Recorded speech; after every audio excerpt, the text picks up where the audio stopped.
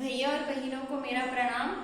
आज हम कक्षा 7वीं विषय हिंदी पाठ 2 दादी माँ के बारे में पढ़ेंगे। दादी माँ की जो लेखक हैं वह शिव प्रसाद सिंह हैं।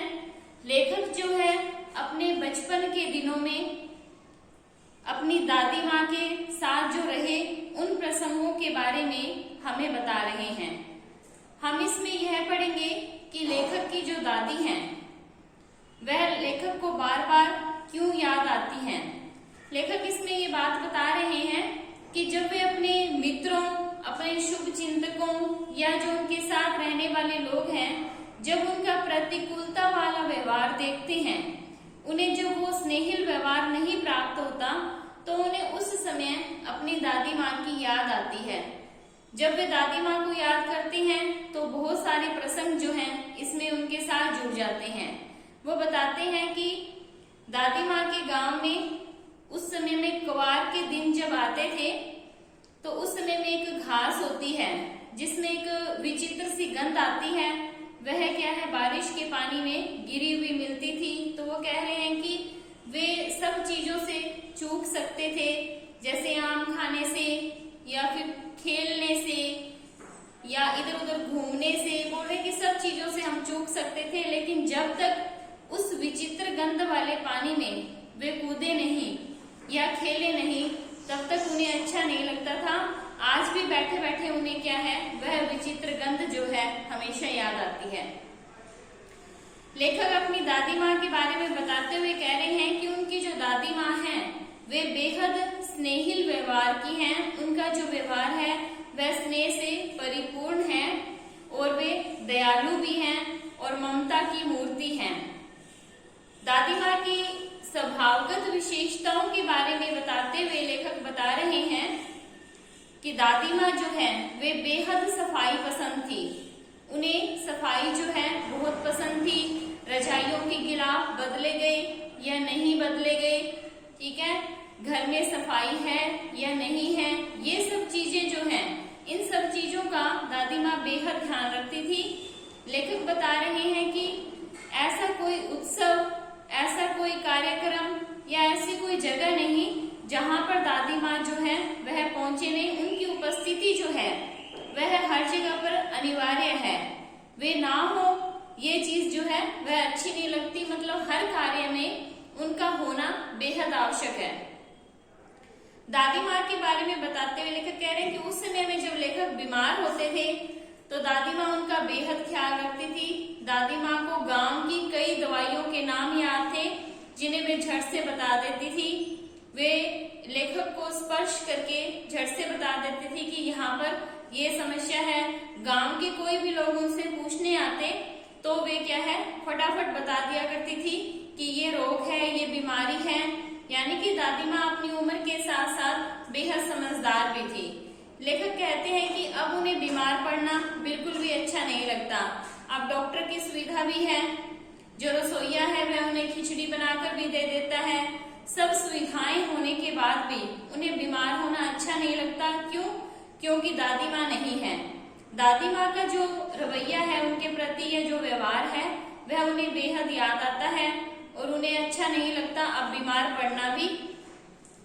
दादी माँ के बारे में बता रहे हैं कि दादी माँ गांव के सभी व्यक्तियों का सहयोग कर देती थी। जब किसी को कोई आवश्यकता पड़ती वे दादी माँ के पास आते तो दादी माँ उन्हें बिल्कुल भी निराश नहीं करती। इसी पाठ में एक प्रसंग आता है रामी की चाची के बारे में।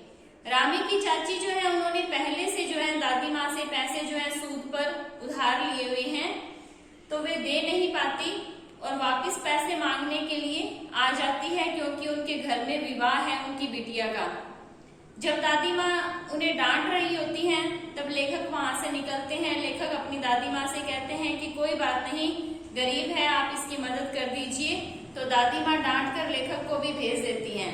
बाद में लेखक को इस बात के बारे में पता चलता है कि दादी माँ ने उसकी मदद कर दी थी और जो पहले के पैसे देने वाले थे वे भी माफ कर दिए थे।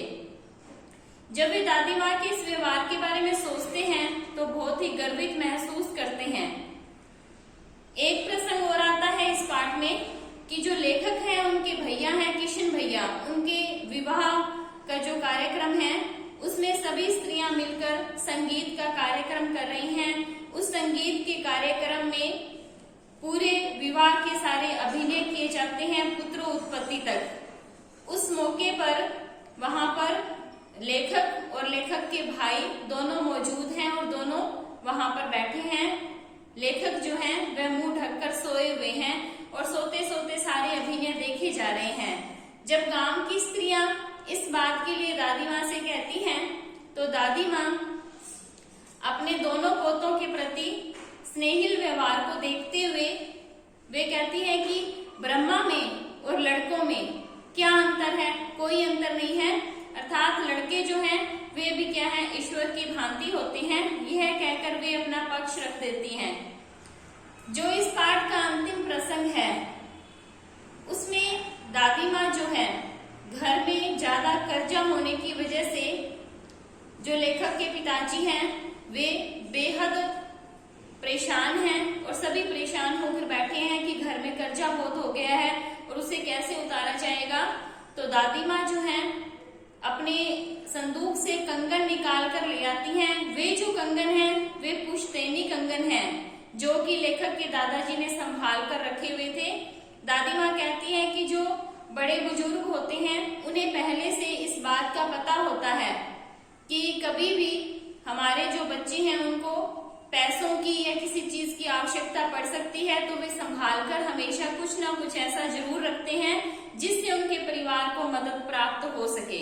तो दादी माँ जो है उस समय में, विपत्ति भरे समय में वे क्या है, उन कंगन को निकाल कर ले आती है। जब लेखक इन सभी प्रसंगों को याद कर रहे हैं तो ये जब ऐसा हो रहा है तो लेखक उस टाइम सोच रहे हैं जब लेखक के जो भाई हैं किशन भैया, जो वर्तमान की स्थिति है वहां पर आते हैं हम। उसमें जो किशन भैया हैं वो क्या है, एक पत्र लेकर खड़े हैं और उस पत्र में यह खबर आई है कि दादी माँ नहीं रही, यानी कि जो लेखक की दादी माँ है उनका स्वर्गवास हो गया है। जब ये बात उन्हें पता लगती है तब ये सारे जो प्रसंग हैं वे लेखक को याद आते हैं। सारी घटनाएं जो हैं उनके मस्तिष्क पटल पर आ जाती हैं। हम इस पाठ में इस बात को पढ़ते हैं कि दादी माँ जो हैं वे अपना दायित्व पूर्ण रूप से निभाती हैं। एक बुजुर्ग होने के नाते वे अपने दायित्व का निर्वाह करती हैं, अपने कर्तव्यों का निर्वाह करती हैं और अपने से छोटे जो बच्चे हैं उनके प्रति स्नेहिल व्यवहार रखती हैं और पूरा दायित्व जो है वे निभाती हैं। गांव के सभी लोगों के प्रति उनका सहयोगात्मक रवैया है। इस पाठ में दादी माँ के बारे में यही बात बताई जा रही है। जो इसमें मुख्य बात है वह ये है कि दादी माँ जो है, दादी माँ की स्वभावगत विशेषताएं हैं। ये दादी माँ की स्वभावगत विशेषताएं हैं। सबसे पहले उनकी विशेषता क्या है? स्नेहिल व्यवहार। दूसरी उनकी विशेषता है दायित्वों का निर्वाह। तीसरी उनकी विशेषता है सहयोगात्मक रवैया। चौथी उनकी विशेषता है सफाई पसंद।